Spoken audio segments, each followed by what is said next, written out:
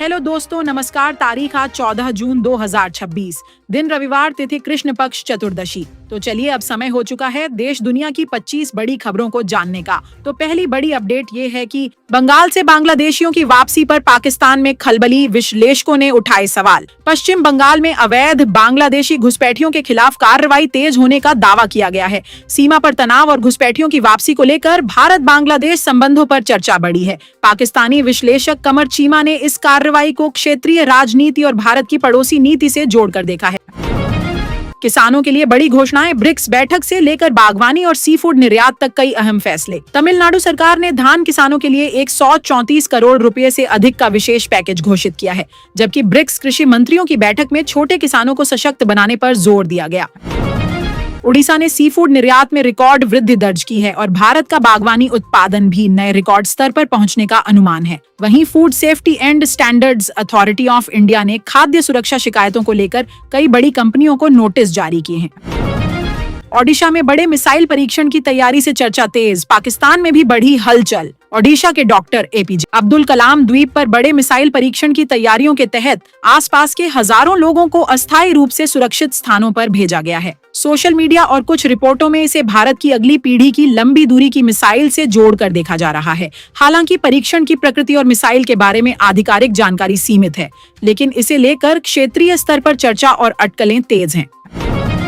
TMC नेता जहांगीर की गिरफ्तारी के बाद इलाके में परेड, बंगाल की राजनीति में मचा बवाल। पश्चिम बंगाल में टीएमसी से जुड़े नेता जहांगीर को गिरफ्तार किए जाने के बाद पुलिस ने उसके इलाके में परेड कराई, जिसका वीडियो चर्चा में है। मामले को लेकर राजनीतिक बहस तेज हो गई है, जहां समर्थक इसे कानून की कार्रवाई बता रहे हैं तो विरोधी पुलिस के रवैये पर सवाल उठा रहे हैं। इस घटना ने बंगाल की बदलती राजनीतिक स्थिति और नेताओं पर हो रही कार्रवाई को लेकर नई चर्चा छेड़ दी है। यूरोप में जयशंकर का बड़ा बयान, यूरोपीय हथियारों का इस्तेमाल भारत पर हमलों में हुआ। विदेश मंत्री एस जयशंकर ने कहा कि इतिहास में कई बार यूरोपीय हथियार भारत के खिलाफ इस्तेमाल किए गए हैं। उन्होंने रशिया से तेल खरीदने पर उठे सवालों के जवाब में यूरोप के दोहरे मापदंडों पर सवाल खड़े किए। बयान के बाद भारत यूरोप संबंधों और रक्षा सहयोग को लेकर नई बहस शुरू हो गई है।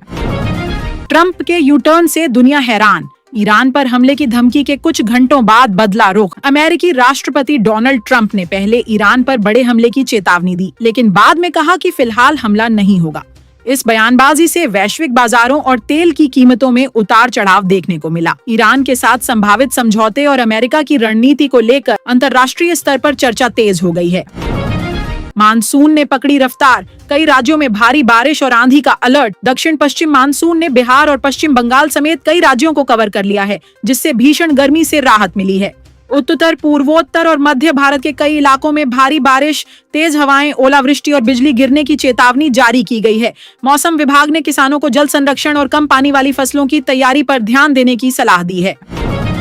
क्या टीएमसी का कांग्रेस में विलय होगा? ममता बनर्जी को बड़े पद की पेशकश के दावों से सियासत गरम। टीएमसी और कांग्रेस के संभावित गठजोड़ या विलय को लेकर राजनीतिक अटकलें तेज हैं। दावों के अनुसार ममता बनर्जी और अभिषेक बनर्जी को कांग्रेस में बड़े पदों की पेशकश की चर्चा हो रही है। हालांकि इन दावों की आधिकारिक पुष्टि नहीं हुई है, लेकिन इससे बंगाल और राष्ट्रीय राजनीति में नई बहस छिड़ गई है। भारतीय नाविकों की मौत पर अमेरिका घिरा, भारत ने जताया कड़ा विरोध। अमेरिकी कार्रवाई में एक तेल टैंकर पर हमला होने के बाद भारतीय नाविकों की मौत का दावा किया गया है, जिससे विवाद बढ़ गया है। भारत ने इस घटना पर चिंता जताते हुए अमेरिका के समक्ष अपना विरोध दर्ज कराया है। मामले ने भारत अमेरिका संबंधों और समुद्री सुरक्षा को लेकर नई बहस छेड़ दी है।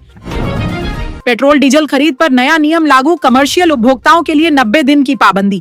केंद्र सरकार ने ईंधन सप्लाई और वितरण को संतुलित रखने के लिए कमर्शियल उपभोक्ताओं की पेट्रोल पंपों से सीधी खरीद पर 90 दिनों की रोक लगाई है। अब उद्योग, फैक्ट्रियां और बड़े संस्थान अपनी ईंधन जरूरतें केवल निर्धारित बल्क सप्लाई प्वाइंट्स से ही पूरी कर सकेंगे। सरकार का कहना है कि यह कदम जमाखोरी रोकने, सप्लाई चेन को सुचारू रखने और आम उपभोक्ताओं को राहत देने के लिए उठाया गया है। पीओके में पाकिस्तान के खिलाफ बढ़ा विरोध, आजादी के नारों से मची हलचल। पाकिस्तान अधिकृत कश्मीर यानी पीओके में महंगाई, बेरोजगारी और प्रशासनिक नीतियों को लेकर विरोध प्रदर्शन तेज हुए हैं। प्रदर्शनों के दौरान पाकिस्तान सरकार और सेना के खिलाफ नारेबाजी के वीडियो सोशल मीडिया पर चर्चा का विषय बने हुए हैं। बढ़ते विरोध को लेकर क्षेत्र की राजनीतिक और सुरक्षा स्थिति पर नए सवाल खड़े हो रहे हैं। रूस भी खरीद सकता है ब्रह्मोस मिसाइल। भारत को फ्रांस से भी मिला बड़ा रक्षा प्रस्ताव। ब्रह्मोस मिसाइल बनाने वाली कंपनी ने कहा है कि जरूरत पड़ने पर रूस को भी ब्रह्मोस मिसाइल की आपूर्ति की जा सकती है। वहीं फ्रांस ने संकेत दिया है कि भारत भविष्य के लड़ाकू विमान कार्यक्रम में साझेदारी करना चाहे तो उसके लिए दरवाजे खुले हैं। इन दोनों घटनाओं ने भारत की बढ़ती रक्षा तकनीक और वैश्विक रक्षा सहयोग को लेकर नई चर्चा शुरू कर दी है। रतन टाटा का सपना हुआ साकार, भारत में बनेंगे एयरबस C-295 सैन्य विमान। भारत ने 21,900 करोड़ रुपए की C-295 विमान डील के तहत 56 विमानों का ऑर्डर दिया है, जिनमें 40 विमान भारत में टाटा एडवांस्ड सिस्टम्स और एयरबस मिलकर बनाएंगे।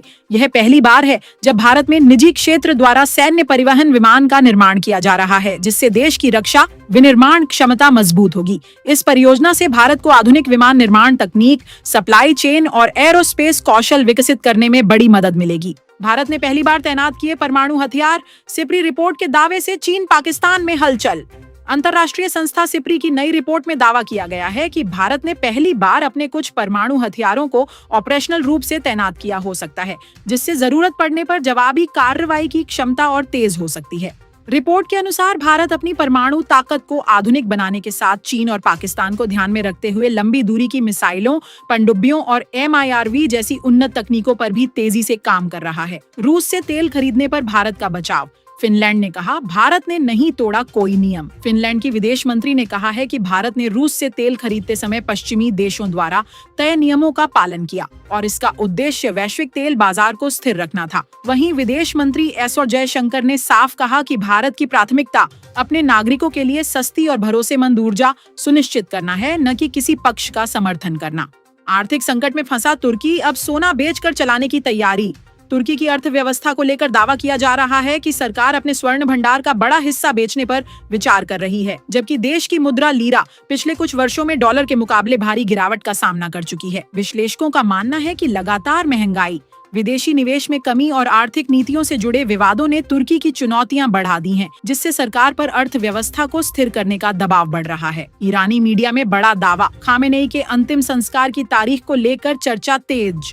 कुछ मीडिया रिपोर्टों में दावा किया जा रहा है कि ईरान के सर्वोच्च नेता अली खामेनेई के अंतिम संस्कार की संभावित तारीखों को लेकर चर्चाएं चल रही हैं और इससे जुड़े कार्यक्रमों की जानकारी सामने आई है। हालांकि इस दावे की स्वतंत्र और आधिकारिक पुष्टि नहीं हुई है, इसलिए इसे फिलहाल मीडिया रिपोर्ट्स और दावों के रूप में ही देखा जा रहा है। हरियाणा में टैक्स फ्री होगी भारत भाग्य विधाता। मुख्यमंत्री ने फिल्म की जमकर की तारीफ। हरियाणा के मुख्यमंत्री ने फिल्म भारत भाग्य विधाता की सराहना करते हुए कहा कि यह फिल्म नागरिकों को उनके कर्तव्यों और जिम्मेदारियों का एहसास कराती है। उन्होंने कहा कि ऐसी प्रेरणादायक फिल्मों को समाज में अधिक से अधिक लोगों तक पहुंचना चाहिए। मुख्यमंत्री ने घोषणा की कि हरियाणा में इस फिल्म को टैक्स फ्री किया जाएगा। साथ ही फिल्म की पूरी टीम और कंगना रनौत को बधाई देते हुए कहा कि यह फिल्म विकसित भारत के संकल्प को मजबूत करने वाली प्रेरणा देती है। आज की खबर यहीं पे खत्म होती है। धन्यवाद आपका, मिलते हैं कल की वीडियो में।